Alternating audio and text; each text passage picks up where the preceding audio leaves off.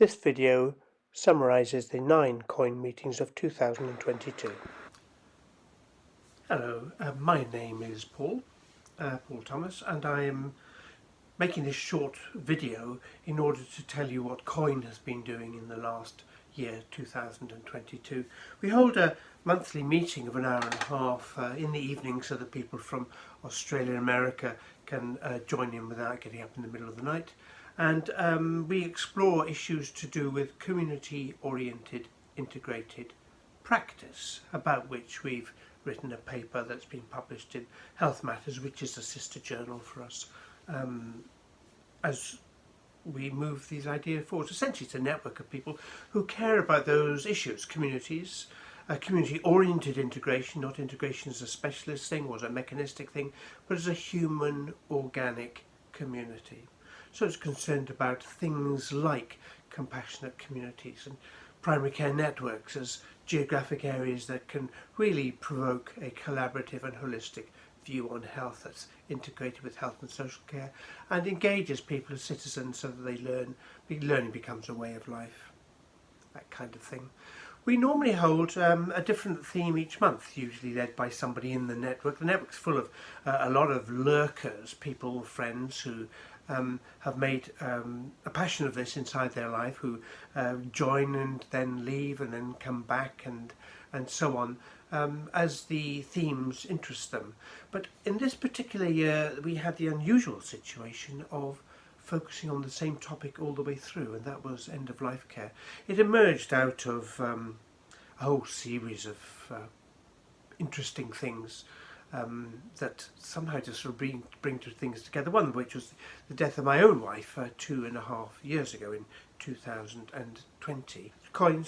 Meeting started in January with a presentation by Eleni Ciampano, a palliative care consultant, about what is health, arriving at the idea that health can be usefully viewed as harmony. Harmony inside your body, harmony outside your body, different aspects of your life story making sense to each other together. In February we had the Julian Abel talking about compassionate communities, and so under the banner of survival of the kindest, he explores some of the theory and the practical stuff surrounding the area and introduced the Oxford handbook on palliative care. In March we were able to explore practical issues of dying at home, led by Lynn Jenkins, who had great experience of this and led the development of an organisation called In My Own Bed Please, about some of the things, including advanced care planning, that really do help people to die where they want, in the way they want, to avoid over-medicalisation of the dying process. Very powerful imagery there of how one can use the dying period as an act of love. He talks about creating advanced care planning as an act of love, and also using the last moments of one's life, the period of one's life, as a loving place, a place that can be really quite positive. So we had a break in April. We always have breaks in April, August and December when there are the holiday periods, and to rethink what we were going to do next. And it worked out that carers was the issue that kept on resurfacing all the time, and that started in May 2022 with Catherine Millington Sanders, the RCGP National Lead for End-of-Life Care and the lead for Marie Curie Daffodil Standards, who talked about some of the huge numbers of very impressive projects that are going on in order to improve end-of-life care. In June we had a very productive multi-perspective discussion that involved about how one practically develops support for carers at scale. Led the first to speak, well, everyone spoke, as tends to happen in COIN meetings. Holly Ashforth from the Central London Community Health talked about their ambitions to develop support for comprehensive, holistic support for carers. And Ros Taylor from Hillingdon described the course that she has been involved with for carers, and also the Lancet Commission for End of Life, which is proposing a radical vision for health to be moved forward. And look, it's needed, isn't it? You know, we avoid discussion about death. We avoid people die in hospitals without any preparation. People don't understand what to do. They arrive in the situation without any real preparation or training or coaching.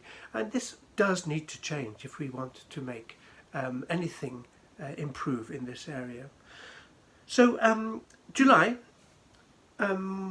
we discussed caring again and a potential pilot project to improve things, but the main part of the July video, all of these by the way, everything I mentioned becomes a video that you can see independent of this summary that I'm giving you. An interview of an end-of-life carer, a professional end-of-life carer called Graciela Tavares, a very impressive woman who was able to adapt herself to the whatever culture, traditions, family desires of her patients who she's seeing at home. So there's all kinds of issues to be seen there around the difficulties she encounters, as people of course may wish to project their anxieties onto people who aren't panicking in those situations, which can be the care. And then of course they don't really have a home.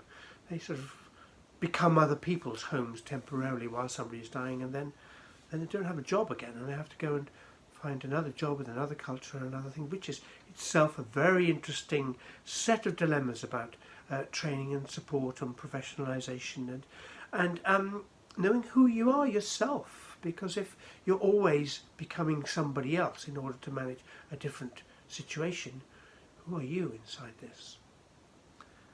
And that then led us to the August break. In that time we were thinking how we're going to make the end of the year work, continuing the theme which in a way could be continued behind the scenes with or without COIN meetings, but also broaden out some of the thinking that's involved in what we're doing, the theoretical thinking.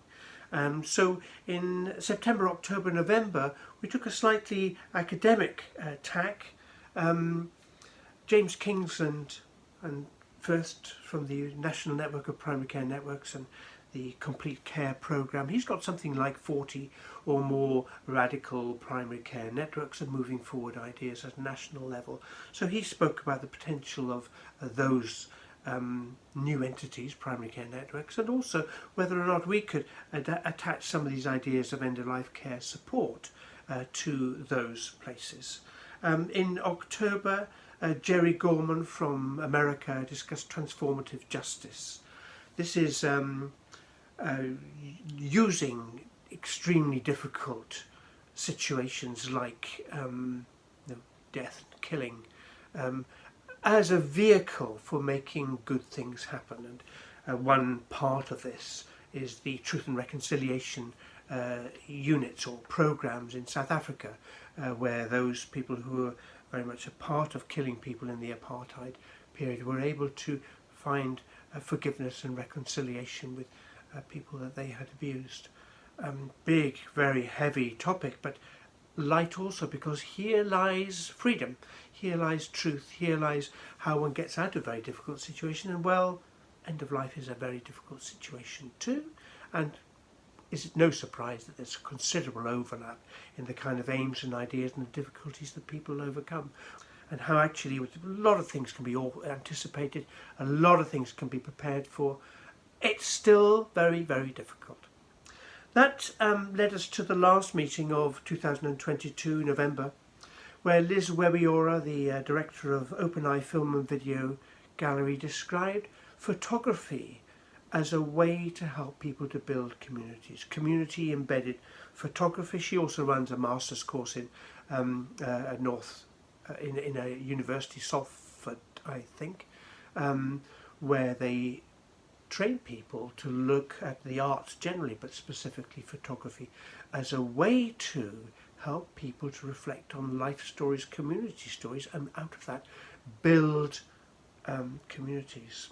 So at the end of the world, at the end of the year, we arrive at the situation of starting to frame a pilot project that may happen inside a primary care network or two, involving community services and some of these other agencies. Even acknowledging how difficult this is and what a big thing it is could be a good start.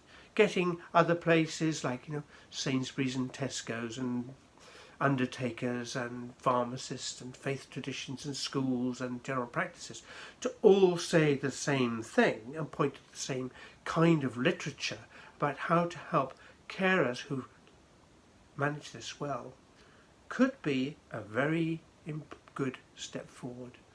So we're going to try and move that forward in 2023. Whether we will choose that as the COIN themes or not has yet to be discussed. Quite possibly not. The project can go on without necessarily discussing it, although I suppose it could come back from time to time to give some kind of update. But there are lots of other things inside community-oriented, integrated working, about how people think about collaboration rather than division, how people think about positive ways of thinking rather than negative ways of thinking.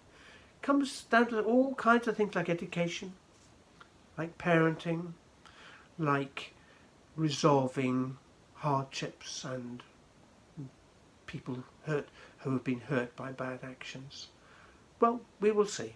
Please stay involved. It's a lovely network of people. Do look at those 9 videos that I've referred to, because some of them are really quite interesting. Well, they all are actually.